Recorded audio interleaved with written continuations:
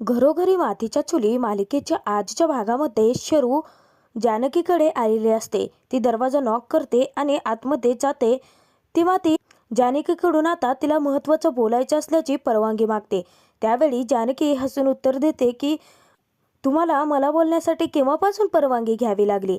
त्यावरती शेरू सांगते की तसं नाही ग वहिनी, मला ना तुझ्याशी बोलताच आलं नाही. खालती सर्वच जण होते ना त्यामुळे.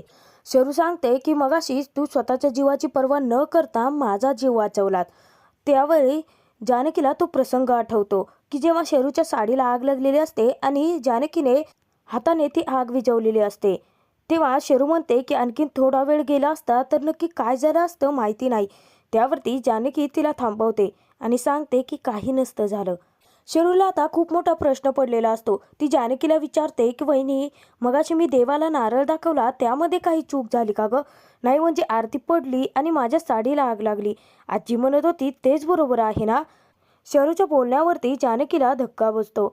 आजी म्हणते तेच बरोबर आहे, मी आता रणदेवींची लेक नाही ना राहिले. त्यावरती आता जानकी शेरूला समजावते. ती म्हणते की अहो काय बोलताय तुम्ही, कुठून कुठपर्यंत पोहोचलात? असं काहीही नाहीये.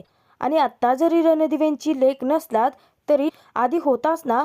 आणि रणदिव्यांवरती प्रेमाचा पहिला हक्क फक्त आणि फक्त तुमचाच असेल. मी याआधीही तुम्हाला सांगितलं आहे ना शर्वरीवंच, की तो एक अपघात होता.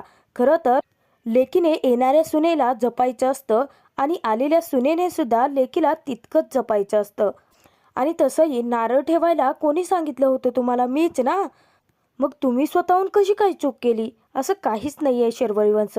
जानकीने खूप समजूतदारपणाने आता शरूच्या मनातले गैरसमज मिटवलेले असतात. त्यानंतर जानकी शर्वरीला सांगते की तो एक अपघात होता. जर तुमच्याऐवजी तिथे मी असते तर माझाही पदार्थ जळाला असता आणि तुम्ही मला वाचवलंच असतं ना.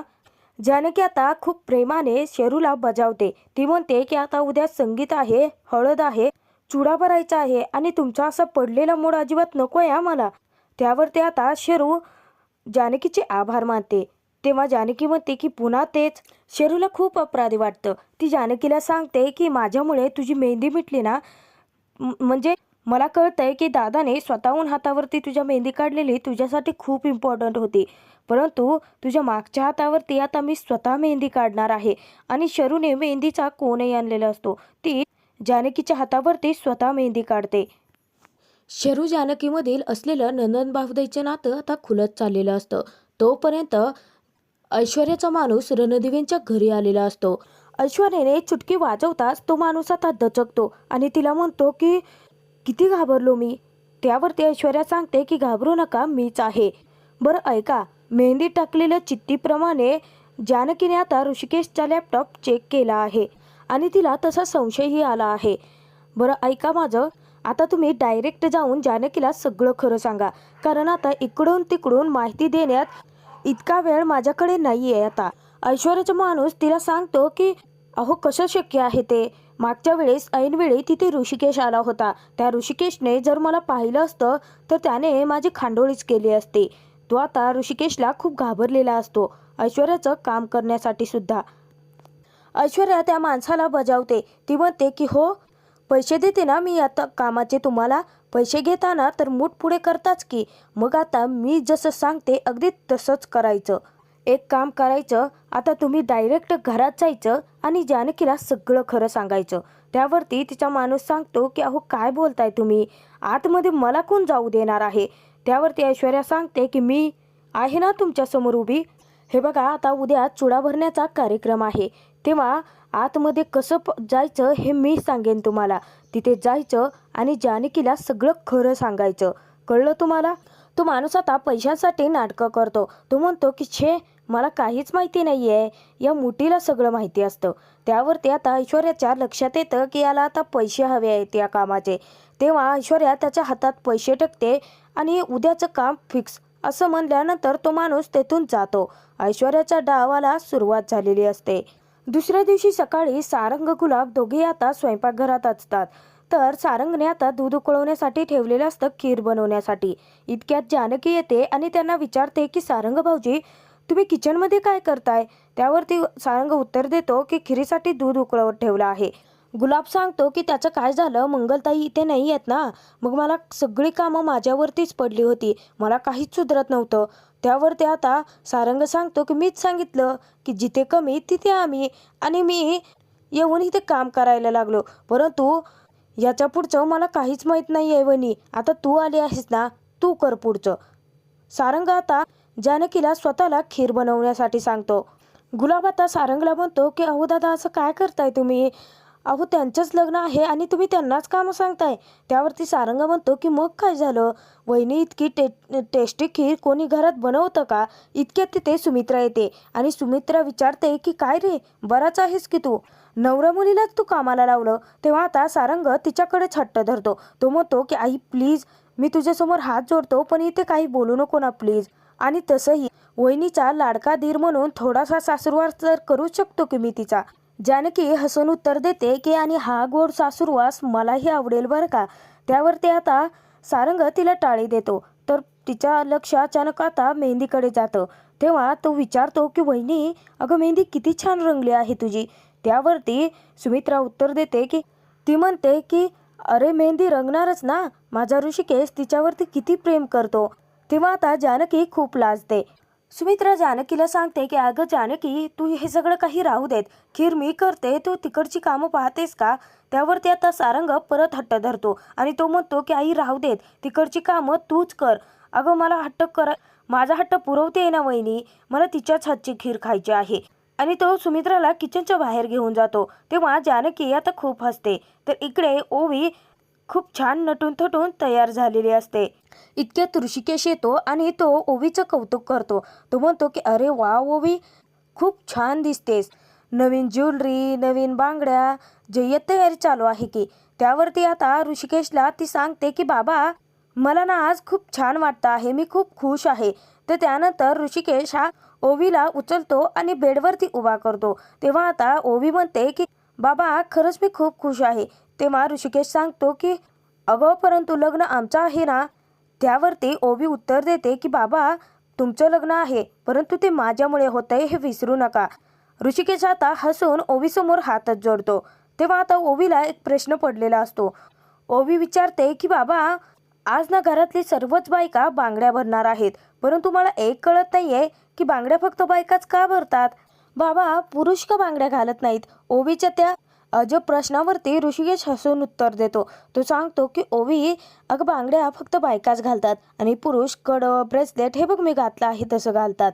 आणि काय आहे ना ओवी, की बांगड्याचा जो खणखणाट होतो ना, त्यामुळे घरामध्ये पॉझिटिव्हिटी निर्माण होते आणि बायकांच्या मनगटामध्ये जो ॲक्युरेटिव्ह पॉईंट आहे ना, तो ॲक्टिव्ह होतो. ओवी ऋषिकेशला सांगते की बाबा, ही सगळी इन्फॉर्मेशन मी आईकडून घेते आणि मग माझ्या फ्रेंड्सना सांगून खूप भाव खाते. त्यावर्षी ऋषिकेश खदखदून असतो. तर ओवी विचारते की बाबा, तुम्हाला ही इन्फॉर्मेशन आईनेच सांगितली का? इतक्या जानकी येते आणि ती विचारते की काय, कोण कोणाला इन्फॉर्मेशन देते? त्यावेळी आता ऋषिकेश सांगतो की ओवीला असं वाटतं की तिच्या आईला सगळंच कळतं आणि तिचा बाबा या सगळ्यांमध्ये ढ आहे. तेव्हा आता जानकी हसते. तर ओवी सांगते की बाबा, मी असं कधी म्हणाले? मी हे म्हटलं की प्रत्येक वेळेस अशी इन्फॉर्मेशन मला आई देते, यावेळी तू दिलीत. त्यावरती ऋषिकेश हसतो आणि ओवीचे गाल पकडून तिला म्हणतो की गट्टू, मी तर तुझी मस्करी करत होतो. तेव्हा आता जानकी सांगते की मी सुद्धा. तर त्यानंतर जानकीने घातलेल्या बांगड्यांचा खणखणाट झाल्यानंतर ओवी म्हणते की बाबा, आईच्या बांगड्यांचा किती छान आवाज येतोय आणि हे तुझ्यामुळे मला समजलं. तेव्हा जानकी सांगते की हो, परंतु आता या बांगड्या मला बदलाव्या लागणार आहेत. आज चुडा भरण्याचा कार्यक्रम आहे ना.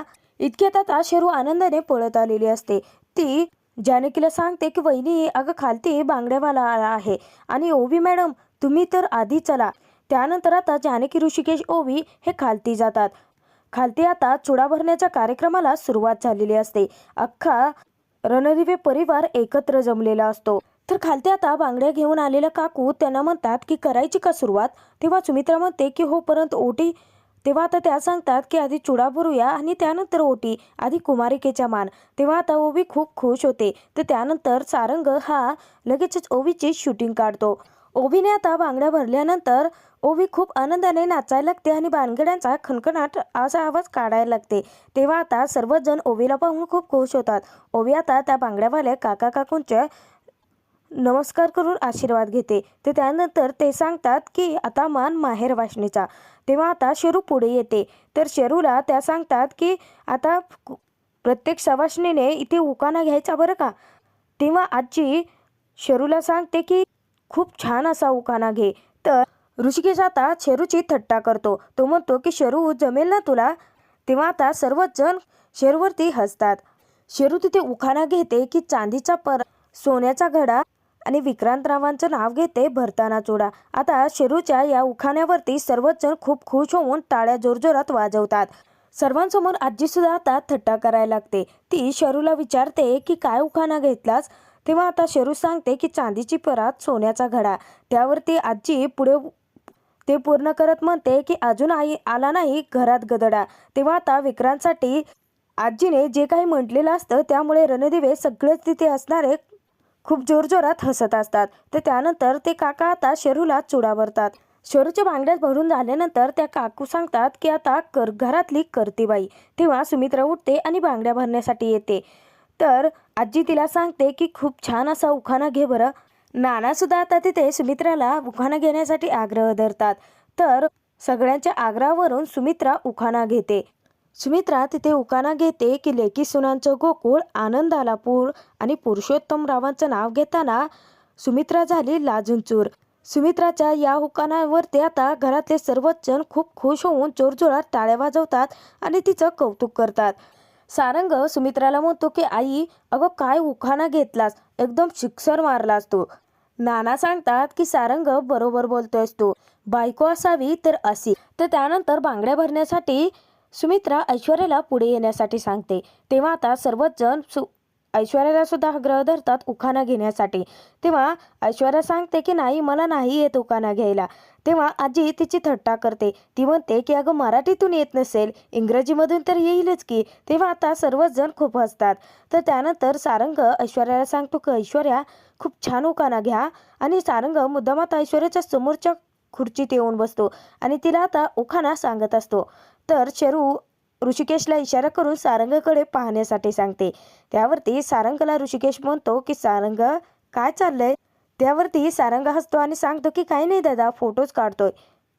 तर त्यानंतर आता ऐश्वर्याला खरोखर उखाणा घेता येत नाही, त्यामुळे जानकी पुढाकार घेते आणि ऐश्वर्याच्या कानामध्ये ती उखाणा सांगते। तेव्हा आता सर्वांसमोर ऐश्वर्या उखाणाही घेते।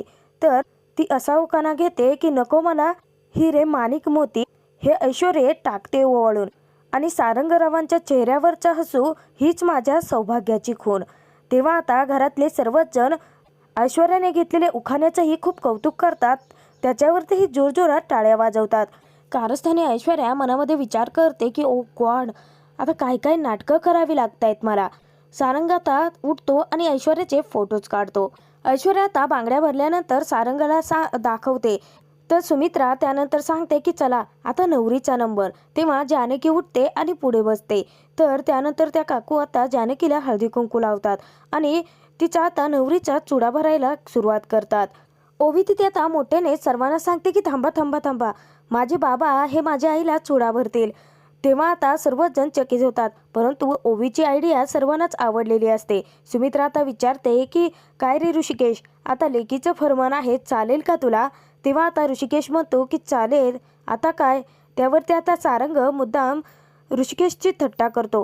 तो म्हणतो की याला ना आधीपासूनच भरायचा होता। तेव्हा शेरू म्हणते की हो जा जा भर आता। तेव्हा ऋषिकेश उठतो आणि जानकी जवळ येतो। तर तिथे आता सर्वच जण ऋषिकेशला सुद्धा उखाणा घेण्यासाठी आग्रह धरतात। सुमित्रा आता जानकीला उखाणा घ्यायला सांगते। जानकी उखाणा असा घेते, आनंदाचं अंबन आणि सुखाचं झुंबर, सासरच्या माणसांची मायेची फाकण, ऋषिकेश रावांच्या नावाचा चुडा भरते, झाला माझा जीव गोड साखर। ऐश्वर्याने घेतलेल्या उखाण्यावरती आता ऋषिकेश खूप खुश होऊन तिच्याकडे पाहतच राहतो। तर घरातले सर्वच जण सुद्धा आता जानकीच्याही उखाण्याचं खूप कौतुक करतात। सारंग तिथे ऐश्वर्याला म्हणतो, जानकीला म्हणतो की वा वा वहिनी काय उखाणा घेतला आहेस, अगदी साखरेसारखी आमच्या कुटुंबात तू विरघळून गेली आहेस आणि आमचं आयुष्य सुद्धा तू अगदी गोड केलं। काय आई नाना बरोबर आहे ना? तेव्हा आता सुमित्रा आणि नाना सांगतात की म्हणजे काय? ते तिथे आता ऐश्वर्या आजीचा मात्र जानकीचं कौतुक ऐकून चळफळत होतो. त्यांना ते ऐकवतच नाही. तर त्यानंतर सर्वच जण आता ऋषिकेशला उखाणा घेण्यासाठी आग्रह धरतात. जानकी तिथे आता ऋषिकेशला म्हणते की मी मदत करू का? तेव्हा आता सर्वच जण सांगतात की नाही नाही, दादाने एकट्यानेच घ्यायचा उखाणा. तेव्हा आता ऋषिकेश सांगतो की बरं ठीक आहे, घेतो. ऋषिकेश आता जानकीसाठी असा उखाणा घेतो की रुंजून पैंजण डुलतात कुंडल, नात्यांची बांधली रेशीम गाठ. मध्येच आता सारंग म्हणतो की दादाने अगदीच लिहून ठेवला होता काय की हा उखाणा. त्यावरती आता सर्वजण खूप हसतात. तर सारंग सांगतो की नाही सॉरी घे उखाणा. तेव्हा आता ऋषिकेश उखाणा घेतो. रुंजून पैंजण डुलतात कुंडल, नात्यांची बांधली रेशीम गाठ, जानकीच्या किणकिणत्या काकणानेच उजळो जन्मोजन्मेची प्रत्येक पहाट. ऋषिकेशने जानकीसाठी अगदी गोड उखाणा घेतलेला असतो. ऋषिकेश जानकीचं ते एकमेकांवरचं जीवापाड प्रेम पाहून इकडे ऐश्वर्या मात्र खूप चळत असते. तर त्यानंतर आता ऐश्वर्याचा जो माणूस असतो तो रणदिव्यांच्या घरी आता वेगळ्या गेटअपमध्ये फुलांच्या माळा घेऊन आलेला असतो. गुलाब त्याला अडवतो आणि म्हणतो की तू कोण आहेस, कशासाठी आला आहेस इथे? त्यावरती तो सांगतो की मॅडमने मला फोन करून फुलांच्या माळा तिथे लावण्यासाठी बोलावलं आहे. तेव्हा आता गुलाब म्हणतो की हे डिपार्टमेंट तर माझं आहे, कोण आहेस तू, कोण बोलवलंय तुला? इतक्यात ऐश्वर्या बाहेर येते आणि ती सांगते की गुलाब मी बोलवलं आहे याला, तू जा. तेव्हा आता ऐश्वर्या त्याला प्लॅन समजावते. ती म्हणते की गुड, छान गेटअप केला आहेस. बरं ऐक, इथून जा आणि आतमध्ये गेल्यानंतर जिना वर चढून गेल्यानंतर उजवी जी खोली आहे ना ती जानकीची आहे. माझं काम फत्ते करायचं. तेव्हा तो म्हणतो की मॅडम आता त्याचे पैसे. तेव्हा आता ऐश्वर्या खूप सारे पैसे त्याला देते आणि जानकीला सत्य उलगवण्यासाठी त्याला आतमध्ये पाठवते. पुढील भागात आपण पाहणार आहोत की ऐश्वर्याने सांगितल्याप्रमाणे तो माणूस आता जानकीच्या रूममध्ये आलेला असतो आणि तो तिला सांगतो की तुम्ही हंबीरावाच्या आश्रमात जा. तिथे ना ऋषिकेशच्या नावाची एक फाईल आहे, ती फाईल तुम्ही पहा. तेव्हा आता जानकी विचार करते की काही करून मला आता जावंच लागेल, या सत्याचा शोध घ्यावा लागेल. तर त्यानंतर आता जानकी ऋषिकेशच्या हळदीच्या समारंभाला सुरुवात होते. हळद लागल्यानंतर ऐश्वर्या मुद्दाम आता जानकीला सांगते की वहिनी आता हळद लागली आहे म्हटल्यानंतर बाहेर कुठे जाऊ नका, नाहीतरी अपशकुन होतो म्हणे. घरोघरी मातीच्या चुली या मालिकेचे एपिसोड पाहण्यासाठी आत्ताच आपल्या चॅनलला नक्की